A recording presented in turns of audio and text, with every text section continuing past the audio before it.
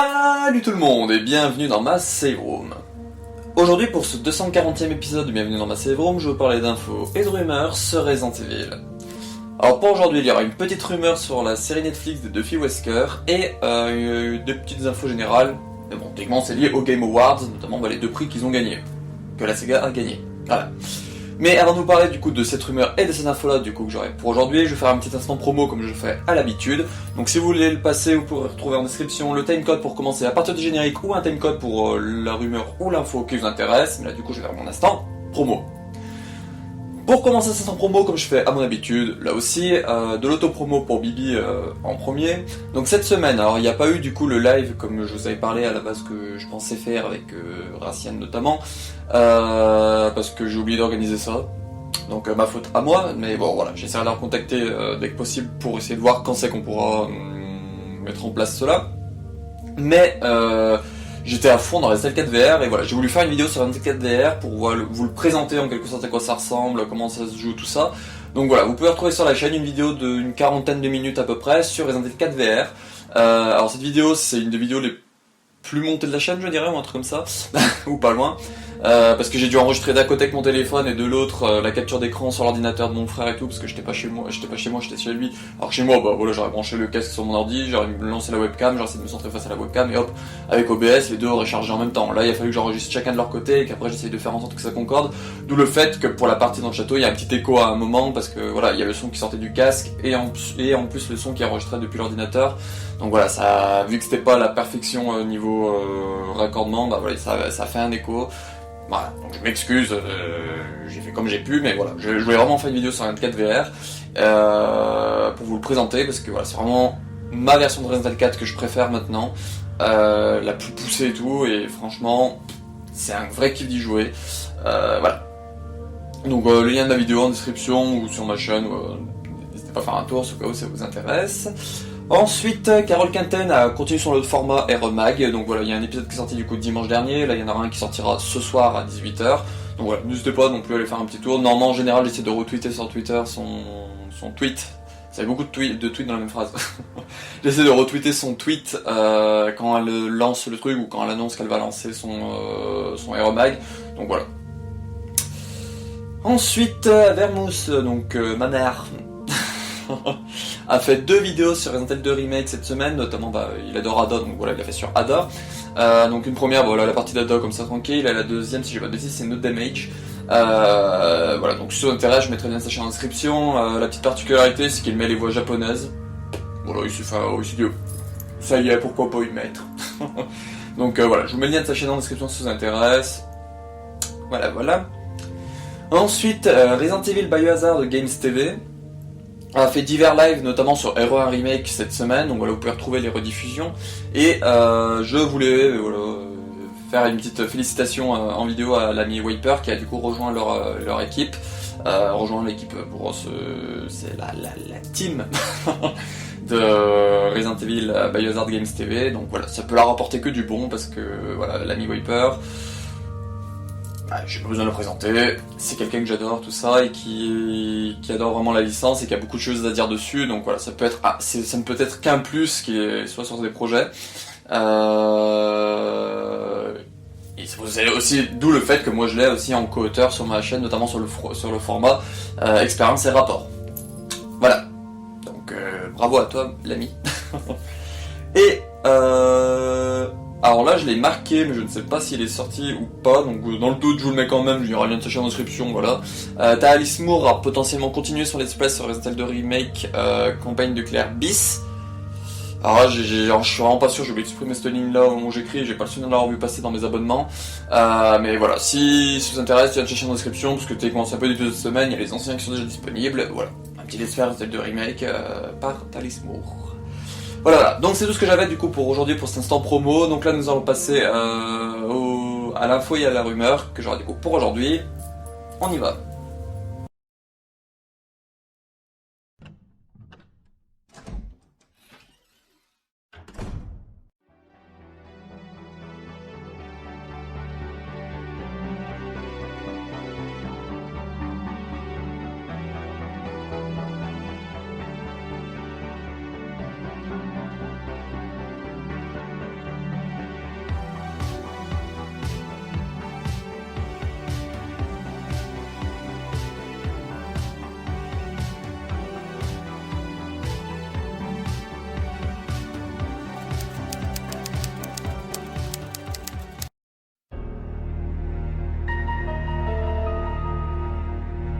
La rumeur que j'aurais du coup pour aujourd'hui concernant la série Netflix de Duffy Wesker, donc ce serait un nouveau nom. Donc voilà, on a déjà en nom Venus Flytrap, ça a été marqué sur des chaises du plateau de tournage, mais voilà, ça peut être le nom de code du projet. On a le nom Remedium qui est apparu sur une page polonaise Netflix il y a un mois ou deux, je vous en avais parlé en info et rumeur. Et là, donc c'est l'Instagram de Resident Evil Brésil officiel. Donc je sais pas, est-ce que c'est une vraie page Resident Evil Brésil officielle affiliée par Capcom, ou est-ce que c'est le genre de personnes qui mettent officiel dans leur nom alors qu'ils ont rien du tout d'officiel. Voilà. Parce que moi, pour moi, je me dis que quelque chose qui est marqué officiel dans le nom, techniquement c'est quelque chose qui est affilié à la chose qui gère... par exemple, une chaîne Resident Evil qui se nomme officiel est techniquement pour moi affiliée à Capcom. Voilà. Parce qu'officiel, ça veut dire que tout ce qui va sortir dessus, c'est du concret, c'est du 100%, c'est du sûr, quoi. Donc voilà. Mais bon, on n'est pas là pour parler de ce débat-là. Donc, ce serait que la série pourrait se nommer Resident Evil The Ghost. Alors pourquoi Resident Evil The Ghost? Donc du coup, si vous vous souvenez du synopsis de la série, donc voilà, c'est une série sur deux temporalités, donc on en aura une avec les deux filles Wesker qui arrivent à Raccoon City, qui ont une quinzaine d'années, donc du coup Billy et Jade, qui ont une quinzaine d'années, qui arrivent à New Raccoon City, qui voilà, essayent pas s'accaparer, mais de vivre dans leur nouvelle vie, dans cette nouvelle ville, du coup voient que leur père fait des choses bizarres, voilà, se rendent compte que leur père marchait comme ça, et la deuxième temporalité, c'est 15 ans plus tard, nous retrouvons, si j'ai pas de bêtises, Billy. Voilà, pour le moment on a que Billy, on n'a pas encore le nom de... on sait pas encore Jade ce qui est arrivé. Voilà, on a Billy qui a une trentaine d'années, donc du coup voilà, 15 ans plus tard, et qui... Et entre temps, du coup pendant ces 15 années, il y a eu l'épidémie de virus T qui s'est déclarée, hop, la plupart des gens sont cannés, ou transformés, et du coup, voilà, Billy vit sa vie, et... serait potentiellement à la recherche de sa sœur. Et c'est pour ça que du coup, l'histoire serait The Ghost, du coup ça serait la recherche de sa sœur Jade, du coup, qui serait le fantôme que rechercherait Billy. Voilà. Donc, il n'y a pour le moment rien d'officiel, c'est pour ça que je vous le place en rumeur, mais voilà. Potentiellement, le nom de la série serait potentiellement Resident Evil The Ghost. Voilà. Personnellement, je préfère Remedium, c'est plus joli que The Ghost. The Ghost, ça fait un peu DLC, ça fait pas ouf. Ça... Voilà, Remedium, c'est un peu plus... Voilà, donc j'ai pas grand d'autres choses à dire, je pensais avoir mis ce téléphone en silencieux, donc je le mettrai pendant la transition qui va arriver là. Donc, nous allons passer du coup à la petite info Resident Evil générale du coup que j'aurai pour aujourd'hui. On y va.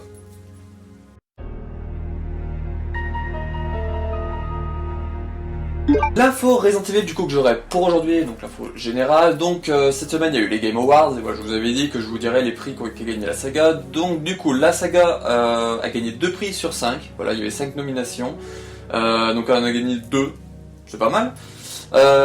Donc la première, donc du coup voilà, c'est surtout marqué ici, donc pour la meilleure performance nous avons eu du coup Maggie Robertson qui a été choisie du coup qui a gagné le prix de la meilleure performance pour Lady Dimitrescu dans Resident Evil Village, donc voilà, bravo à elle. Bon, il y en a qui disent qu'elle mérite pas forcément parce que d'autres nominés valaient plus le coup qu'elle. Voilà, moi je m'en fous, c'est Resident Evil, pour moi, comme je dis à chaque fois, Resident Evil a acheté mon âme, donc du coup je vote Resident Evil à chaque fois. Voilà. Et le deuxième prix, alors là par contre c'est ultra mérité pour moi, le meilleur jeu VR AR du coup 2021, Resident Evil 4 VR. Franchement pour moi c'est vraiment le jeu qui méritait ce prix là. J'ai pas fait les autres, parce que je m'en fous. Mais il est vraiment excellent Resident Evil 4 VR, et franchement quand il a gagné j'étais ultra content. Je crois que j'ai même fait un tweet que pour lui, j'ai même pas fait un tweet pour Maggie Robertson. Mais voilà, je suis Resident Evil 4 VR qui gagne le prix, je suis vraiment très content. Et voilà. Et là je vais revenir vite fait sur... parce que voilà, les 2 prix ont été gagnés, j'ai pas grand chose à dire dessus. Alors pour annoncer du coup les nominés pour le meilleur jeu de l'année 2021, à chaque fois il y a un petit orchestre qui vient sur scène et qui joue au moins une musique de chaque jeu. Et pendant que la musique se jouait pour Resident Evil 8, ils mettaient des images en fond, et notamment on a une image en fond à un moment de Ethan en 3ème personne, qui a la scène quand il arrive au niveau au-dessus du village, qu'on voit le château, il y a l'oiseau qui s'envole, tutti quanti, et du coup en 3ème personne. Donc là il y en a beaucoup qui sont affolés, oh là là ils vont mettre la 3ème personne pour Resident Evil 8, tout ça. Alors personnellement je ne pense vraiment pas.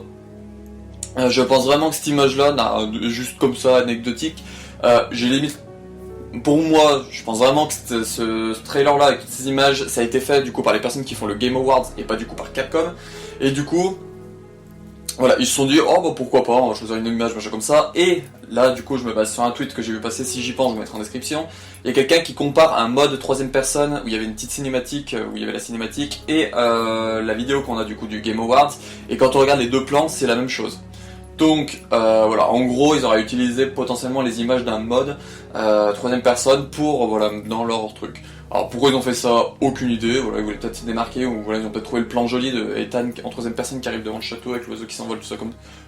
Pour eux c'était peut-être mieux que la vue première personne, mais voilà, moi je pense vraiment pas qu'ils vont annoncer une troisième personne ou que ça a quelque chose à voir avec autre chose. Pour moi, je pense vraiment que c'est les personnes du Game Awards qui ont fait ces petites bandes annonces qui passaient derrière avec les images des jeux. Voilà. Donc je voulais réagir dessus voilà, en vidéo, parce que voilà, j'ai vu ça passer entre ce matin et hier soir, et ce soir du coup, voilà, j'enregistre, bref, mais voilà, je voulais juste revenir un peu sur cela, parce que j'ai vu beaucoup en parler et tout, en disant, ils vont peut-être annoncer quelque chose, ou machin comme ça, moi personnellement je ne pense pas. Voilà. Donc c'est tout ce que j'avais du coup pour ce 240e épisode de Bienvenue dans ma Save Room et ce 85e épisode d'Info et Rumeurs sur Resident Evil, j'espère que ça vous aura plu. Donc là, avec tout qui s'est un peu calmé, ils ont pas parlé du DLC de Resident Evil 8, y a pas eu d'annonce Resident Evil ou choses comme ça, donc je pense que là l'actualité sur la Sega va se calmer un petit peu. Voilà, les Info et Rumeurs vont peut-être se faire un peu rares, je pense que le seul truc qui va être qu'on va peut-être avoir un peu se mettre sur la dent, qui va arriver, la série Netflix, celle de Yuffie Wesker, il y a potentiellement le manga Infinite Darkness qu'on attend vraiment une date de sortie officielle, pour le moment il est pour mars 2021, je crois sur Amazon qu'ils l'ont mis, voilà, j'attends d'en savoir un peu plus, on nous en parle et tout, voilà, donc il y a 2-3 trucs qui arrivent en 2022 pour le moment officiels, mais voilà, pour le moment on n'a pas grand chose, mais dès que j'en saurai plus, je vais vous en parler en info et rumeurs, comme je le fais ici. Moi de mon côté, je suis à fond en train d'écrire mes expériences rapports sur la vague Raccoon City, tout ce qui se passe autour des virus, de Raccoon City, tout ça. Donc voilà, je suis en pleine écriture sur cela, donc ça arrivera pour début 2022, voilà, je peux pas donner de date encore pour le moment, parce que voilà, ça dépend de mon rythme de travail, parfois j'arrive à en écrire une en une journée, parfois il m'en faut 3-4 jours pour en écrire une seule, surtout qu'il y en a certaines qui vont être assez longues, notamment les habitants de Raccoon City, des trucs comme ça où ça regroupe plusieurs trucs, voilà.